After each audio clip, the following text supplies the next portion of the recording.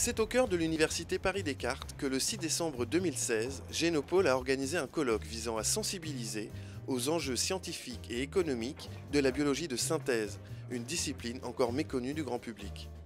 La biologie de synthèse, on peut le résumer de plusieurs façons. C'est la biologie vue par un ingénieur, c'est-à-dire comment construire des systèmes tout à fait nouveaux à partir des éléments de base que constituent les molécules du vivant, comme l'ADN, l'ARN, les enzymes, et imaginer des systèmes pour répondre à des enjeux de société, des enjeux sur la santé, des enjeux industriels. Exemple, comment fabriquer un médicament par voie biologique quand la chimie n'est pas capable de le faire. C'est-à-dire que la science, pendant longtemps, consistait essentiellement à démonter les choses pour comprendre ce qu'il y avait dedans. Aujourd'hui, il est carrément question de reconstruire des boîtes plutôt que de les déconstruire à partir des connaissances et des techniques qu'on a aujourd'hui. Donc c'est un mouvement qui est assez ancien et qui se ramifie dans pas mal de directions. Moi, je suis chimiste de formation et pour moi, la chimie, ça a vraiment été la science de la première moitié, même début de deuxième moitié du XXe siècle. Ça a vraiment révolutionné le monde. L'informatique, c'est vraiment la fin du XXe siècle, un peu maintenant. Mais aujourd'hui, tout ce qu'on fait, que ce soit, on l'a vu, les gens qui font de la lumière, que ce soit les médicaments, que ce soit les matériaux, que ce soit le stockage de données, tout va pouvoir se faciliter où on va trouver une solution biologique pour résoudre ces questions-là. Les applications industrielles de la biologie de synthèse sont donc innombrables. Aujourd'hui, c'est un vivier de jeunes entreprises et de start-up qui se constitue, dans lequel chacun tente de concilier succès scientifique et succès commercial. Donc la technologie de Twist est la synthèse de l'ADN sur un support en silicone. Les 10 dernières années, il y a eu un développement phénoménal au niveau de la lecture de l'ADN, le séquençage. Il n'y a pas eu d'évolution pour l'écriture de l'ADN. Et c'est ce problème que nous solvons avec Twist. My presentation was on the basic challenge that we face with how do we understand the complex system that is a biological organism in the context of a manufacturing process or in all the myriad of other applications that we hope to achieve using biology.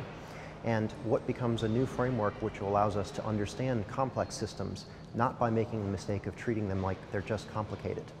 La biologie de synthèse, c'est en particulier la mise au point d'organismes biologiques capables de fabriquer des produits utiles à partir de ressources renouvelables, plutôt que fossiles. Elle est donc totalement en accord avec le contexte environnemental actuel, de réduction des émissions de gaz à effet de serre. Aujourd'hui, nous utilisons essentiellement des sources de carbone qui sont des sources fossiles, donc qui sont en quantité limitée.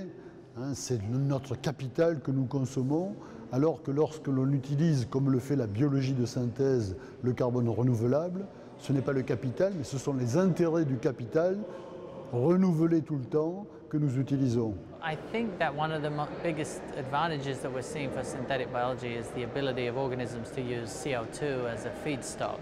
CO2 is a renewable feedstock. If you suck it out of the atmosphere and you put it into something, and then you burn that, whether it's a fuel or a chemical that you use, and then release it back into the atmosphere.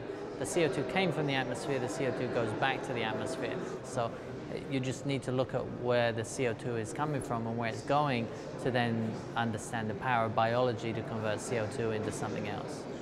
Malgré un contexte favorable, un environnement scientifique de première qualité, le secteur de la biologie de synthèse en France doit encore se développer par rapport à ses voisins européens et surtout par rapport aux USA.